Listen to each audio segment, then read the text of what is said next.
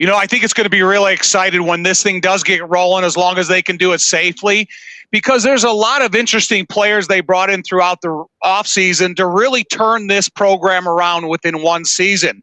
But they need some time. You need time in the classroom to make sure you understand the academic side of football. Then you need plenty time on the field to make sure that you're physically ready to go out there, that your conditioning, your weight room work is, added since they've been around Hallis Hall. But most importantly, man, we got a quarterback derby going on that is going to be one of the most high-profile competitions of the entire NFL. So you were just saying how you need to get on the field and you need to be able to assess how you're playing and how all your training and conditioning is going. Is that still going to be as effective, seeing as how preseason doesn't exist? Well, early in my career, I played in the USFL, and we had no preseason games. We had 18 regular season games, and it really didn't affect the performance very much. What it does is it makes these guys, when the first 4 or 5 weeks of the season, that jobs are still being competed for. So if you come out of training camp and the years pass and you go, man, I have a stronghold on my position. If I play well and show up every week, I may hold on to this position all season long.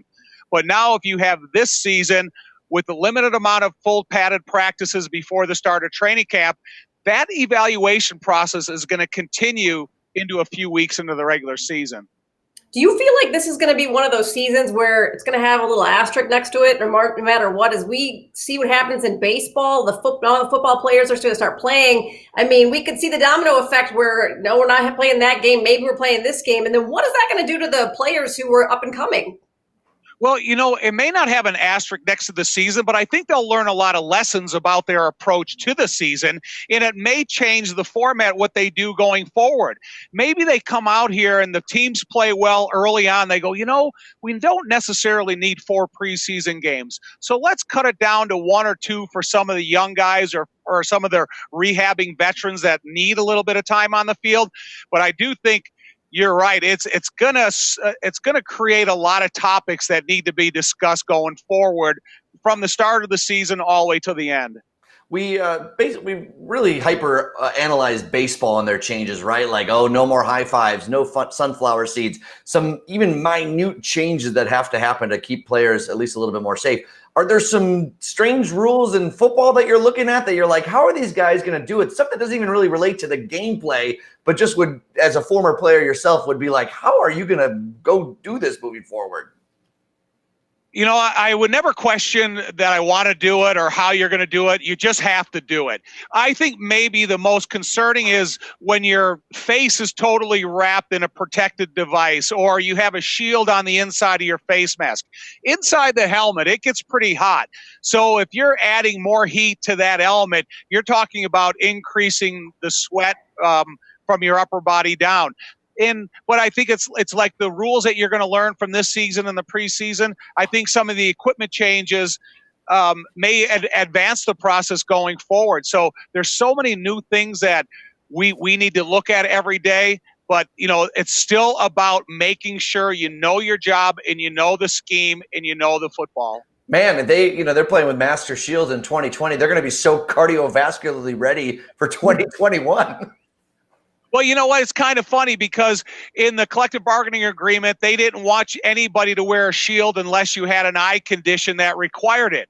So now they're almost going to encourage everybody to wear it. And I know some players have spoken out because they seem to get a little claustrophobic inside the helmet. But I think once repetitiously you start doing the things, it'll just become habit forming like everything else does in a professional life. Yeah. Go ahead, Felicia. Well, I was just saying, I just hope that it goes well because, basketball seems to be going pretty well. Hockey seems to be going pretty well. And we really need to keep some semblance of normalcy to keep people's spirits up. And I think a lot of things is going to be telling as, padded practice starts. You're so right, Felicia. The thing that when baseball started and the basketball bubble opened up and they got hockey, kind of saved my anxiety, because all I was doing was watching something negative or old Friends reruns on TV. So now at least you get to, there's a lot of interest in the young talent and at the White Sox. There's always interest in the Chicago Cubs in the Chicagoland area. What the Blackhawks did the other night, and you mentioned they get an opportunity Friday to play again. Society enjoys time away from real life because they have the attraction of sports. And I think a lot of us really need that right now. Fingers crossed. And Tom Thayer, once that season starts, of course, you can hear him on WBBM. By the way, Tom Thayer spots a fumble before anyone else in the stadium does, because while Jeff Joniak's announcing, you hear that ball well before anyone else. It makes me want to jump out of my car and onto a fumble to grab it. But Tom, thanks so much for joining us.